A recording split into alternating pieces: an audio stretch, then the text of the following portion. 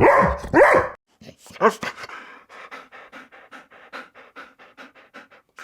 everybody, welcome back to some more early morning barking, talking about BPD and MPD by somebody that has both. Don't forget to hit the like and subscribe buttons. I'm in a car. I hope you can see that. I'm not going to look at you because I'm in a car, so that's the thing. Sorry about that. I like to get these things in whenever I can, and right now this is what's happening. So there you go. But today I want to talk about closure. Getting closure from a narcissist or somebody with MPD in particular, because that is a notoriously difficult thing to do, to say the least. Look, I have both searched for closure and also probably not given it also.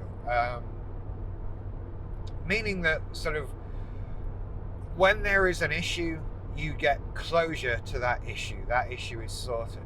And I think we think about it and we associate it mainly with the end of relationships, but that's not necessarily at all where it just stays. We also have sort of, like I say, it's really the end of conflict.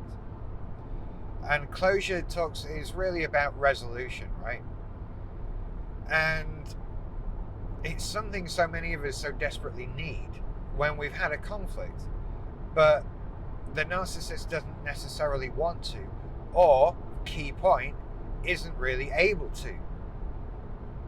So, if you're having an issue with somebody with MPD and you're trying to get them to give you closure over something wrong that they've done, over some way that they've hurt you, something they've said, something that is related to their narcissistic behavior, then in order for them to give you closure, in order for them to bring a satisfactory end to a confrontation, they need to admit wrongdoing, right? They need to admit that they did something that hurt you and that was a wrong thing, and that can be so impossible to do.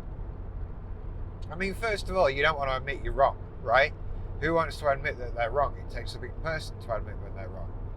But also we have this defense mechanism that goes up to make it like, we haven't hurt you.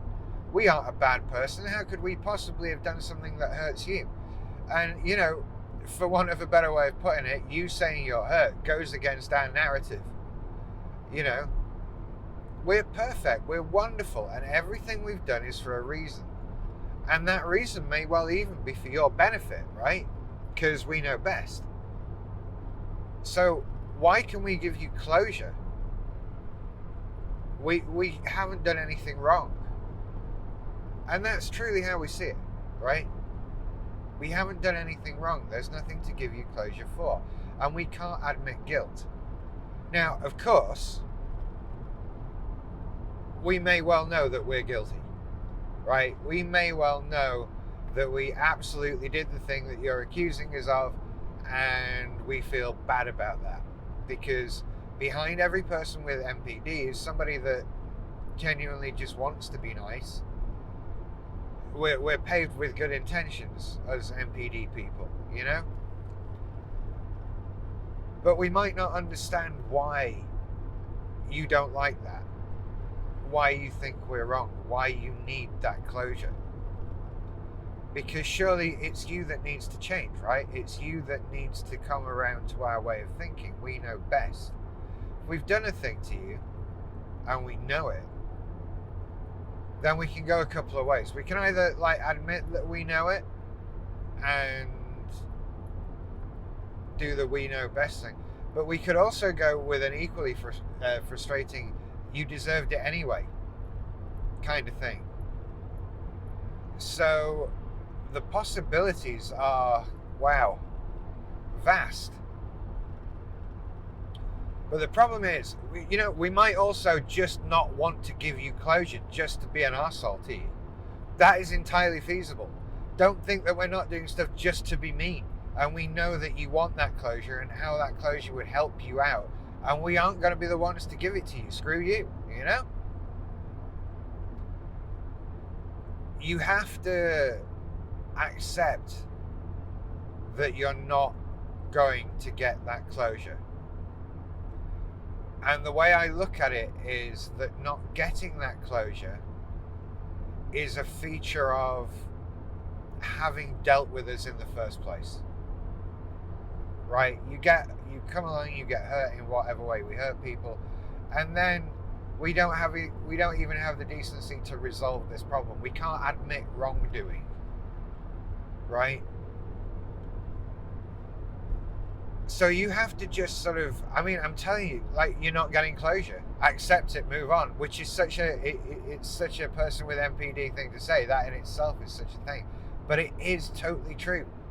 You aren't gonna get closure because we don't want to or can't give it to you.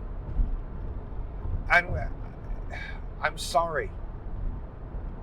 But being able to do that, being able to admit fault, being able to do that sort of thing is part of our healing process, right?